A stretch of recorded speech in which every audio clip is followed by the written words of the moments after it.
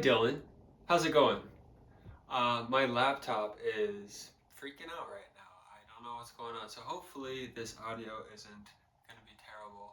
But it seems like we're in a span of technical difficulties, you and I. So we soldier on though.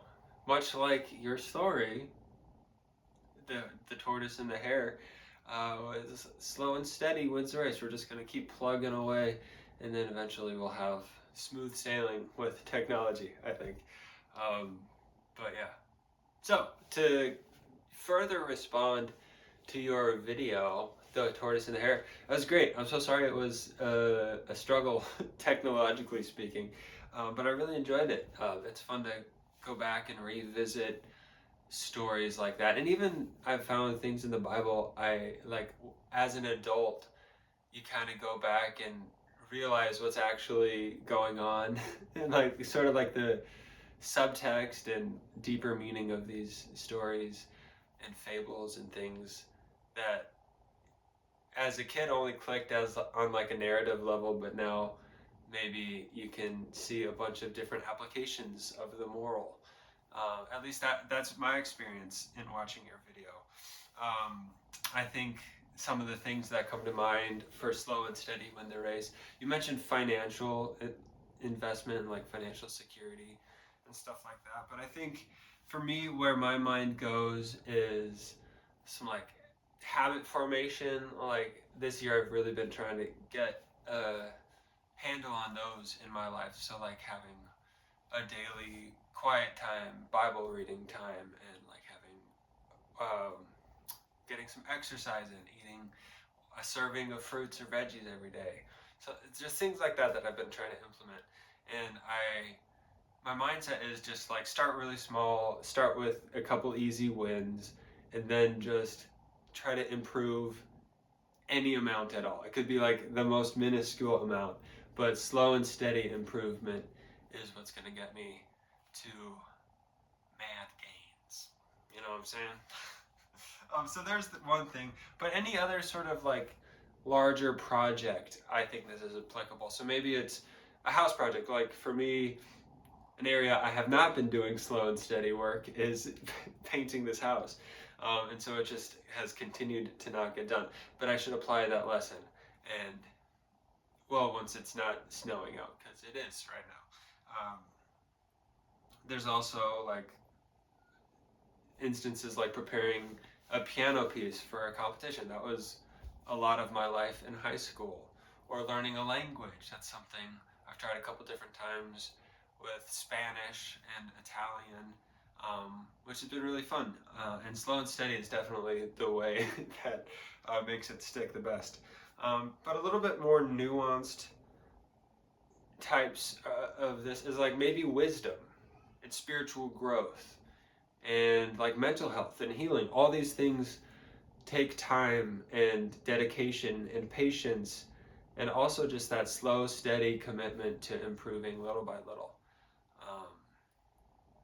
And so, yeah, I really loved that video because it sparked all these thoughts in me. And it did make me laugh a couple times, so that's fun. Your face when you realized it was the voice isolation, I laughed out loud. I'm sorry to say, but I did. And then also the reference to a specific viral video from Nashville, that also made me laugh out loud. So thank you for that. Brought a smile to my face and brightened my day. Anyway, I'm going to get into my stuff this week. It's about time for me to do a lyric, and I have been inspired by your last lyric installment of interpreting lyric as like lyrical writing. You did a poem. I'm going to give you the poems that I referenced a few videos ago. These were for a final creative project in a class I did in college. I think it was just sort of like a survey of the arts or something like that. But these are 5 really short poems inspired by the book Wild at Heart. You're probably familiar with that one. And I do confess that I did a lot of skimming of that book while I prepared these poems because I didn't have a lot of time because I procrastinated this project. So that being said, I will now read the poems. All right, first one is called Not Yet Manly. Ever since my youth, my age was held against me. You're a teen now, son, it's time to act manly.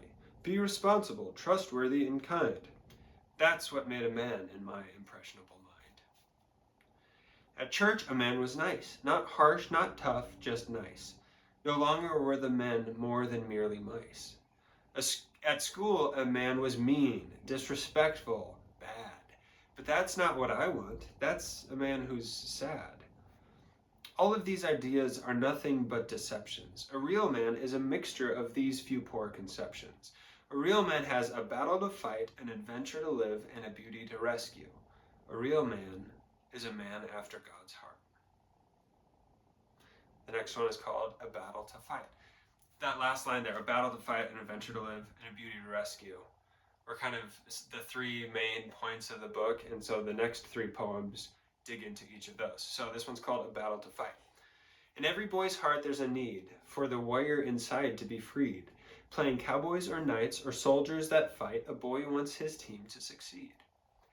A man's heart can sometimes be tamed by social pressures and shame.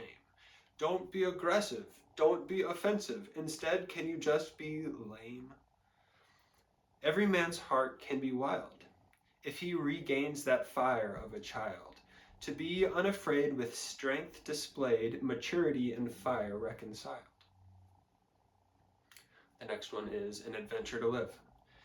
Going on an adventure, what a wonderful thought. Adventures are fun and exciting, and I like that a lot. The mountains and oceans and plains all can be explored. With so many opportunities, I could never get bored. Unfortunately for me, I can't always explore. College, relationships, chores, these all must come before. Instead, I find adventure in the tasks that I must do, or else I'd have to bid my sanity adieu. A man longs for adventure whether he knows it or not. It's just one of those things that they've innately got. God gave man this itch, this underlying drive, to live out an adventure, to finally feel alive. This one's called A Beauty to Rescue.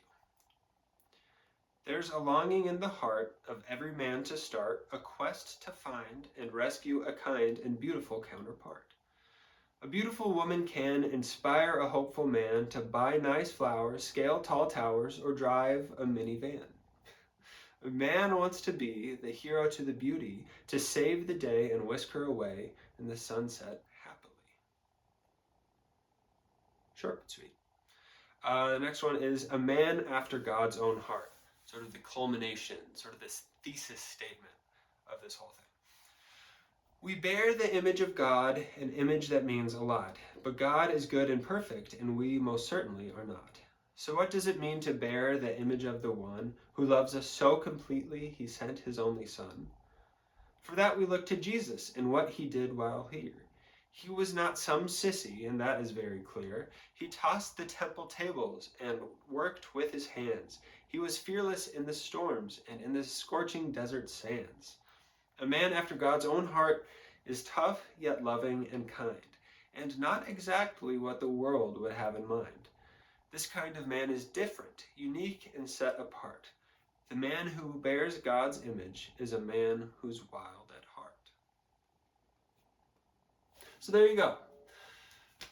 I don't think I have much to say about this. I could get into the rhyme schemes and the meters and the things like that.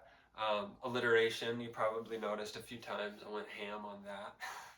But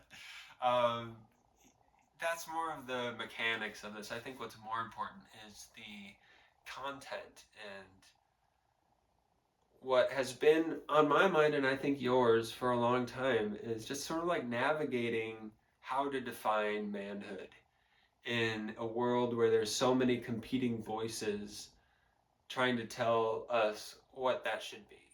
And competing and conflicting and confusing and all these things are coming at us.